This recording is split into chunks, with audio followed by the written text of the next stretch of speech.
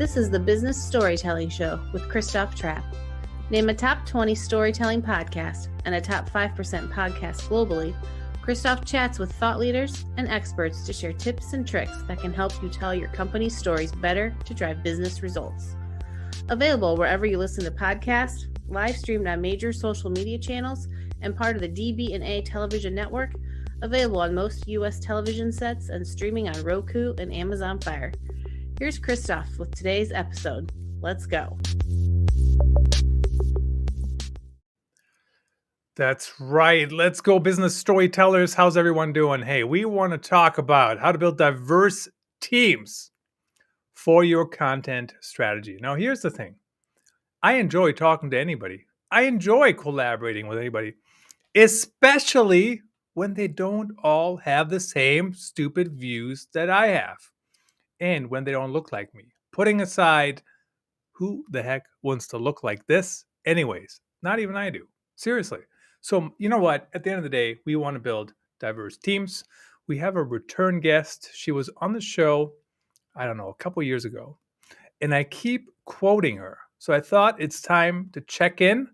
What have we seen when it comes to building diverse teams? What are people doing? How are they implementing things? And, is it getting better, so to speak? Michelle Ngome, she is an inclusive marketing consultant, and I'm happy to have her back on the show. Welcome, Michelle. Good to see you. Fist bump. Yeah, thank you for having me. I love talking to you, watching your success. So it's definitely a pleasure to be here today. Well, thank you very much. So back in the day, so to speak, you said, it's just mind blown. Seriously, you said to me, you can have diverse teams everywhere, including in 95% white Iowa. Yes. And because you can just have remote teams. So talk to me about what have we seen change, if anything, when it comes to building diverse teams, especially the last 2 years. Many people worked remote. So how are things looking? Where are they standing? Yeah, so, kudos to everyone, right? We are still in the midst of the pandemic, but on the better side of it, right? And with that, we've had the great resignation, which I say the great resignation has met the gig economy, right? And that is the part time or full time contractor because they really value their time. And with that, they want flexibility. Now more than ever, they want remote work.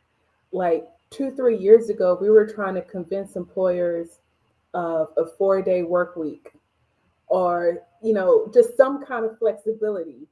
And now they have no choice but to really sit down and think about it. And some companies are struggling, mainly because of the size of the organization. But I will say a lot of companies are there with obviously the remote work, flex schedules, um, contractors, as well as supplier diversity. And I think that's progress in itself. Companies are embracing it because people are demanding it. People are demanding it. People are demanding a lot of things, and that has really changed. I mean, honestly, and there's some things that are being demanded. I'm not so sure. I don't know. We don't have to get into pay transparency, but that's an interesting topic too, because I'm not like, yes, you can bring pay up, but are you going to bring it up at some point for everyone, or do you actually pull it down? I don't know, but that's a whole different discussion. But you know what? I actually do think to truly be creative, I think it was Tom Shapiro, he was on the show, and he talked about creativity is a differentiator. And I think the only way to be creative is to have that diversity of thought, right? And the diversity of thought, whether it's gender or race or nationality or even parts of the country, because let's be honest, people in the southern part of the United States, they have sometimes very different feelings than I do in Iowa, and so certainly that's helpful. But how do companies go about building those teams? And especially right now, I see a lot of the pushback to, oh, we're returning to the office. In fact, I was talking to somebody earlier who called me a little late and said, I'm commuting again, and commuting is not for the faint of heart. Um, so how do we get there? How do we do it? Yes, so I do have a job board, and lots of times I'm reaching out to the employer and I'm like, is this job remote? And they're like, oh, we expect to return to the office. And a lot of companies have been saying that for the past 16, 12, and 18 months, right? But I do tell them, in my case, with the African American Marketing Association, if you're looking for Black marketers and you're in a rural area, meaning you're not in a major city, Houston, Atlanta, Dallas, New York, DC, and you don't have a high population of just Black professionals in general, it will be hard to hire diverse candidates. So you really have to check yourself, where are you in this process? Are you just trying to be like, okay, I want to throw it out to these niche job boards and I've done my job? But if you're really serious, especially with marketing, I really think all marketers across the board can work from home. You have to that opportunity, expand that opportunity regarding that role to hire remotely, and really focusing on these niche groups. There's a lot of us out here, as well as major cities or cities that have a good size of Black professionals that you can select from. So, what does it take? It takes effort. And I also feel like companies have to review their job descriptions. Once again, candidates want transparency right now. They want transparency and details. What is your diversity statement? Is that in the job description? If not, it definitely needs to be on the website. There's a lot of issues going on beyond Black Lives Matter. Where do you stand on these issues? From Asian hate, LGBTQ, Ukraine right now, people want to know. And then also with that, of course, the salary, what is the hiring process? People are really looking at the details of the job description, the makeup of the leadership team, the once again the details on the HR or the career page. They want to know what they're getting themselves into, because it's just been a lot of stuff that has unrevealed or has revealed themselves in the past 2 years. I think what's interesting about the wording too is, I think some people don't realize how much weight words carry. So, for example, if you say, this role directs a group of whatever, like, that is not collaborative language. I don't care, right? For example. Yes, yeah. So I have this thing and I call language of inclusion, and lots of times we think about, diversity and inclusion, right? We're thinking about race and gender and pronouns and demographics, but part of that inclusive language is the teamwork, it's the collaboration, right? How are you talking about your company culture, not just in the job description, but also the career page or the company website? And I have to be careful because I do understand there's only so much you can put in a job description, and especially when you're going to different platforms, the characters and the details can change from time to time, right? But if someone's really interested in applying for a job, especially once they get the phone call for their interview, they're definitely going to go to the website and do their Mhm. research, right? So, what information is on there? And how are you showing that collaboration? How are you displaying your company culture on your website? More importantly, I also feel like companies, everyone thinks it's like, okay, they have to go to the website. They have to go to the website. That is a foundational piece, but we have our phones and social media, and you have to meet people where they are. So, what is your company profile on Instagram, on LinkedIn? Because like, no one knows to go to your website. They don't know that until they see the job. And that's probably someone, your employee or someone in the network that posted it on LinkedIn. So they're going to click on LinkedIn, and then they're going to go through the rabbit hole and eventually get to your website. So as a company, how can you meet people where you are? So what does your digital footprint look like? What's interesting about that too is we don't need to make things so difficult. I mean, I remember, I think probably the mobile experience has gotten better to an extent than it was maybe 5, 8 years ago. But um, why do people need to fill out a form with all the information that's literally in the document? You just upload it. It is beyond me. It is beyond me. And I actually wonder how many good candidates you lose just because of it. So when you talked about where to post, so tell us again, what's the website where you have job listings? Yeah, so my website is aa-ma.org/marketing-jobs. And that's the job board for the African American Marketing Association. So any African American, no, this is for job postings, not people looking for jobs. Got it. But if you're looking, for a more diverse pool of talent, that's what you might want to post. And when you said that, the comment that came to my mind, it's like, yes, I love Iowa, I love the space, but if I step outside my house and go, hey, who wants to work with me? Chances are I'm not going to find anyone other than a white person.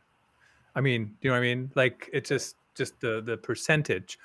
Um, so is that basically an answer when people say, yeah, we get it, diversity, it's important, but nobody ever applies? The only is that part of the problem? We're not going to the right places. So it's definitely a two-way street, maybe more, maybe a couple other lanes in there, because it is tough. And I think I can recognize that as a leader. And I do have these conversations with my white peers that are inquiring, right? So I know, yes, we have the website, we share on social media platforms, we share in our newsletter, but at the end of the day, I can't make anyone apply for the job, right? Now, I think our group is fairly small to say that if I see something like, hey, Christoph is perfect for this, I will reach out. But even that's challenging, and companies shouldn't depend on me to do that. So it is difficult. I do think it's a start, but it's not an end all be all solution. Whether it's my group or any other Black professional marketing group or any group in general, right? So I do think it's a start. At the same time, I do want to encourage individuals as well as employers to kind of speak up and be like, hey, this is what we're trying to do. This is where we're struggling at. And I think people would be willing to hear you out. At the same time, if you do get that interview with a Black candidate, like, hey, we realize XYZ and we're trying to make changes. We love what you have to offer. We want to bring you on board. You know, Once again, I think that goes back to the level of transparency that needs not only to be on the website written, but also, verbally shared with people. So I think everyone has a lot to work on.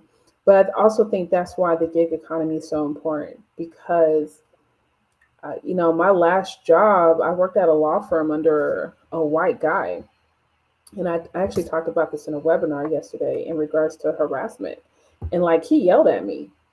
I went on vacation for a week. A lot of things slipped through the cracks because no one covered my workload. And when I came back, I got the blame. And I ended up leaving the job within the month, right?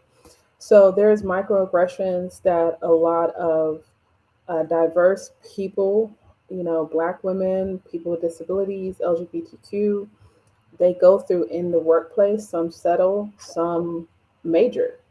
And that's why people are enjoying, like, I can just stay at home and do my work because I don't have to go to work, deal with this 30, 45-minute commute and the shenanigans in the workplace for 6 to 8 hours. So I think The shenan. Go ahead. Yeah, the shenanigans. So I think employers do have to bend a little bit. And it's tough because it's not the CEO, right? It's not the CEO. The CEO he knows nothing about the shenanigans, depending on the size of the company. But it's the probably the 3 to 5 or 10 people that you're working with. It's the one manager, the one or two direct reports that you're dealing with. Well, the CEO might not know, but the CEO does set the culture. How do we behave? How do we talk to each other and whatnot? And you know what? I've experienced some of those shenanigans too. And I think part of it is it used to be that pressure was used very differently in the workplace. Mm, And I think it still is today in some industries and some jobs, but especially in like the creative field, I see it less and less. I mean, for companies who want to keep their employees, right? Because just doesn't work. You can just leave, and especially in American culture, where somebody can be fired for no reason today, and mm, you can leave for no reason today. And so the next person that talks to me about job hoppers, don't talk to some entry level kid about job hopping mm. if that's the culture that the capitalists created. And I'm not making any comment on capitalism here. No, I mean that's a good point. I think most people stay at their job for 2 years. I was doing some research recently, and they said if an organization has a good onboarding process, 69% of companies will keep an employee for 3 years, which I thought was really interesting. And after that, we have to think about training and development, right? So part of the training is in the beginning, but it also continues during the duration of the person working there. And if there's poor onboarding, poor training, a lack of communication, unclear job description as far as the application, as well as the scope of work now that you're in the company, all of those things lead to a high retention rate, regardless of a diverse candidate or not. Yeah. So you mentioned on your website a few times, on your social profiles a few times, talk about the language you pick, and certainly that's important. I liken it to hotels. Bear with me.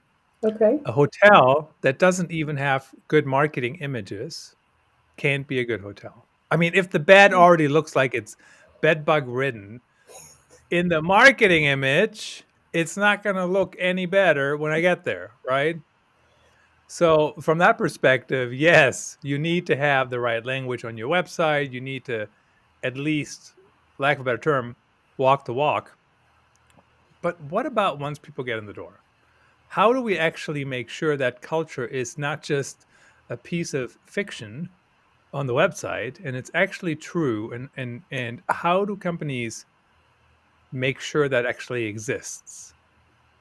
Yeah, so before I actually get into that part of the question, I actually want to encourage people, people on the job hunt to really source your questions, know what questions to ask in the interview process in order for you to uncover the company culture, right? So that's another thing. Look, there has to be some onus for the candidate as well as the company, right? So if you experience something at your previous job, what did you learn from that? That's going to allow you to ask better questions as you navigate this interview process. So that's one thing. At the same time, try to reach out to people on LinkedIn, mutual friends, ask for introductions. Like, hey, I have an interview with this company in a week. Can I talk to you for 10 to 15 minutes to kind of get a feel for things? Really start to become proactive in your job hunt in order for you to understand what the company culture is. Now, for the organization, I would say, once again, be it remote, particularly, a lot of us are zoomed out. A lot of us are getting on Zoom calls, meeting after meeting. Try to switch it up a little bit. Can you create a 5 to 15 minute icebreaker before a meeting? Can we just meet to talk? You know, right? Can we just have a Zoom meeting where Maybe we're doing some Zoom or some online games just to build up company morale. You know, I think those things are important because, a couple of years ago, we could just go to happy hour, right? Or there was affinity groups. I know one of my favorite companies I worked for was Invesco Investment Services, and we have sports teams. Like we would work for 8 hours, and then we would go play kickball at the local park. And you can't put a price on those things. And it's hard to do that now, but there are certain things that we can do. It's like, okay, if we can get together once a month and we celebrate all of the March or all of the April birthdays, like everything doesn't have to be a virtual meeting when we get together. Also, how can you invest in your employees? Is there some type of online coaching program or course that they want to take? Is there a conference they want to go to? I think all of these things matter. And I know we talk about diverse teams, but I think when we get into the granular aspects, this is where creating an inclusive environment as well as an equitable environment is important because everyone has different needs. So, how are you going to meet their needs? Um, and you have to have those conversations. Like, once again, we're virtual. So, what does an open door policy look like? Right, right. And how do you communicate? And you know what? The other thing that's interesting to me is people communicate differently, and you want to be very clear of how people communicate. What's their style? And especially on Zoom, it's very different Mhm. to chime in on Zoom because there's a little bit of a delay. Now, the one thing that I wanted to mention, you were talking about ask good questions. I love that comment and want to build on that for a second. So basically, yes, ask good questions, but also read the room. Pick up on what people are doing, pick up on what they're saying. I'll give you an example. I did an interview one time, and these two dudes were like sitting way at the other end of the room. I don't know why. If it was this year, I may say, are they doing what Putin is doing? You've seen those pictures, right? The other person is across the room. And there's no reason to do that because we're on camera, right? And there was many, many red flags. And Hmm. it was one of the few times in my life where I said in the interview, I said, I don't think I want to be very cognizant of everybody's time. I don't think this is going to be a fit. It was not just based on them sitting on Hmm. the other side of the room, but overall. And there's some TikTok HR person who said there's a difference between red flags and opportunities. Don't think of this red flag as an opportunity that you're going to be able to fix. So we do have to keep that in mind as well. Is there anything else that comes to mind that people can use as they are evaluating companies and are trying to pick up on those signals that you've seen that work? Well, I love what you said about red flags because I do think when you do see that red flag, that actually sets the tone as to how the company operates, right? I remember a couple of years ago, I applied for a job and I was already kind of hesitant because it was going to be a 45 to 60-minute commute. And I was like, okay, I see some positivity here. I'm going to go for it. Schedule the interview. And for whatever reason, the interview was canceled on the last minute. And they said they'll get back to me in 2 days. Well, 3 days went by, I didn't hear from them. I followed up, no response. And then a week later, it was like, oh, we're no longer fulfilling the role. And it was just, I was like, what? Like, what just happened, right? But I think with that communication would have set the tone on how they're functioning internally as an organization. Like, you would like to think it would be better because of proximity of relationship, but not necessarily, right? And we underestimate the fact because now if I have another friend, it's like, oh, I'm going to interview with XYZ. And I'm like, I don't know because this is my experience with them. Lots of times we think of word of mouth just for marketing, buying and selling, but it goes for everything, right? So be mindful of those red flags. It does set the tone, and also speak up for yourself. And don't be afraid to turn down a job during the interview process if necessary. But if you don't have a job, it's very hard to do that. Again, American culture that we mentioned earlier, you might consider taking the job, and something better comes along, you go there. That is, I don't think some people try to claim that's bad. I'm not so sure it is. You have to kind of look out for yourself. Very, very interesting discussion. The last minute here or so, Michelle, tell us, how do people connect with you? How do they reach out to you? When should they reach out to you? What can they hire you for, and that kind of thing? Yeah, so Michelle Ngome across the board on all social media platforms. Please reach out to me on LinkedIn. And once again, I like to help organizations and marketing teams develop an inclusive marketing strategy, whether it's from candidates to company engagement, consumers, community awareness, content and communications. I have a 5 point framework that I help my clients with, and I do that through consulting as well as training. So I'm available, I'm easy to find, and I try to communicate pretty quickly. So don't hesitate to reach out. She is easy to connect with, and it looks like the African American Marketing Association has now been around for 3 years, celebrating 3 years. So Yes, congratulations on that milestone. Thanks again for thank joining you. me. Thanks for your insights. Always good to catch up with you. Thank you.